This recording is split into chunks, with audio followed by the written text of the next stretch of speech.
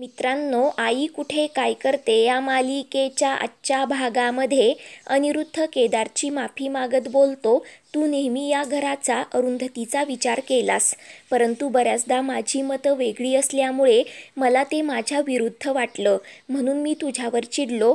तेव्हा केदार, अनिरुद्ध तू मोठा आहेस, मी तुझ्या लाईफमध्ये इंटरफिअर करतो असं तुला वाटत असेल असं बोलतो.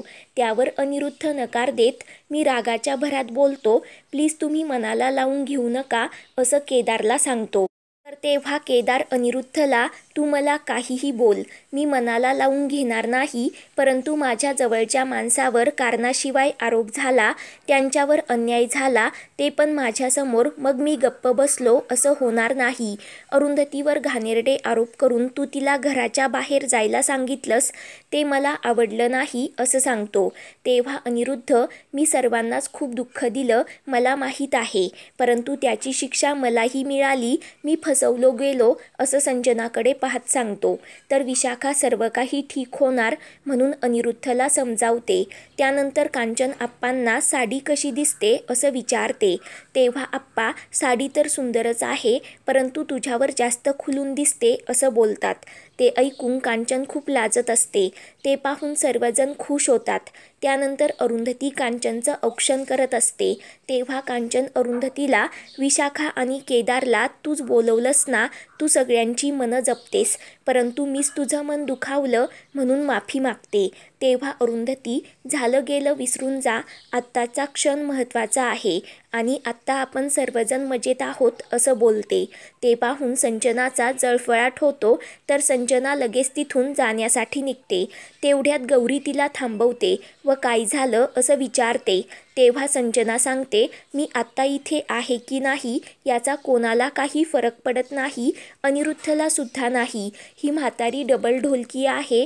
2 दिवसांपूर्वी हीच बाई अरुंधतीला फडाफडा नाही ते बोलत होती आणि आज हीच बाई अरुंधतीची माफी मागत आहे. मला तर काही कळतच नाही. तर तेव्हा गौरी संजनाला समजावते की यालाच तर कुटुंब म्हणतात. मी एकत्र कुटुंबात नाही राहिले, परंतु गेल्या 2 वर्षांपासून मी या कुटुंबाला जवळून बघत आहे. हे भांडतात, चिडतात, परंतु पुन्हा एकत्र येतात. आई व आजींचा बॉन्ड खूप वेगळा आहे. तूही तो बॉन्ड क्रिएट करू शकतेस, परंतु तुला ते करायचं नाही. अजूनही वेळ गेलेली नाही.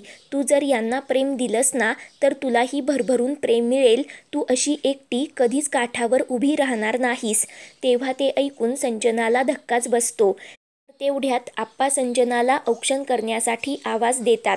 तर कांचन संजनाला टोमणा मारत बोलते, औक्षण करायला ये, नाहीतर तुला बोलवलं नाही म्हणून तू आम्हाला घराबाहेर काढशील.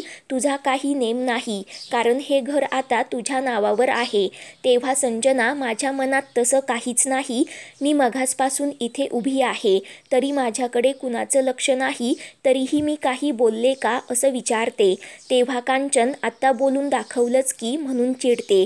त्यावर आप्पा कांचनला शांत करत संजनाला, तुझी इच्छा असेल तर औक्षण कर, बळजबरी नाही असे बोलतात. तेव्हा संजना, माझ्या सासूबाईंचा वाढदिवस आहे असं बोलून कांचनचं औक्षण करते. कांचन मात्र संजनाकडे पाहतसुद्धा नाही. त्यानंतर संजना कांचन व आप्पांचे आशीर्वाद घेते व बाजूला जाऊन उभी राहते. तर सर्वजण कांचनला बड्डे विश करतात व नमस्कार करतात.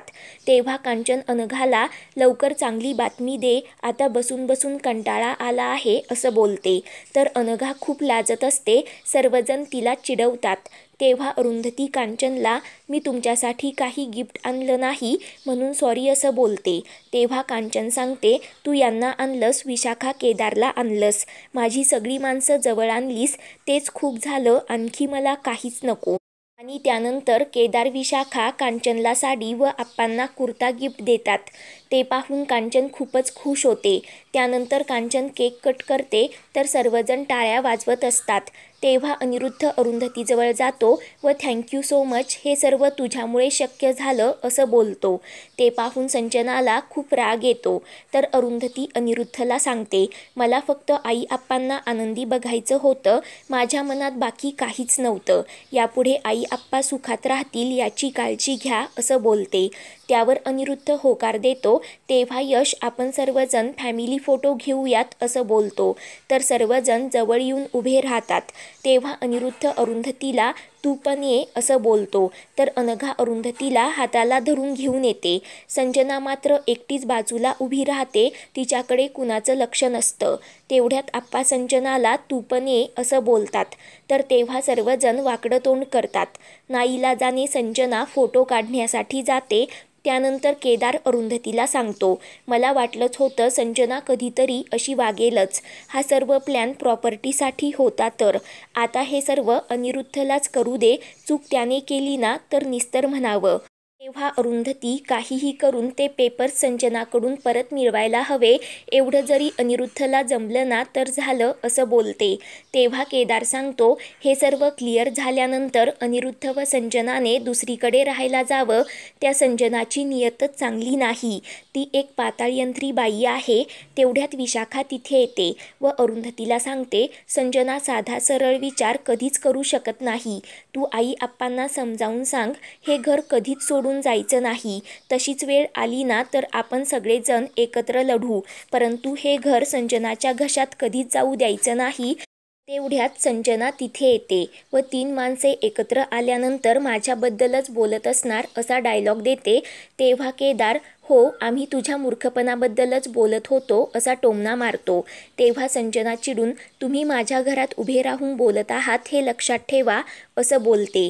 त्यावर केदार संजनाला, तुला काय वाटलं तू खूप हुशार आहेस का? थोड्याच दिवसात तुझा हा गैरसमज दूर होणार आहे. कागदाच्या तुकड्यांवर नाव आणि सह्या बदलू शकतात तर त्या दुसऱ्यांदाही बदलू शकतात.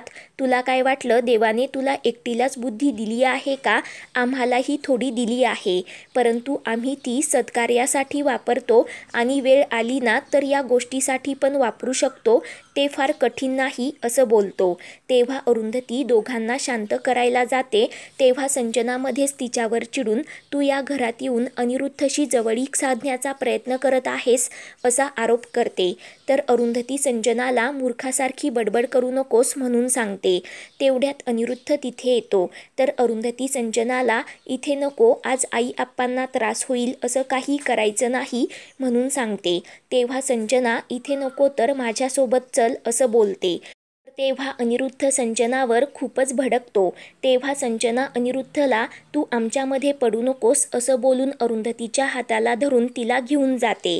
तेव्हा केदार अनिरुद्धला बोलतो, बघतोयस ना एक चुकीचा निर्णय अख्खं घर उद्ध्वस्त करत आहे ते.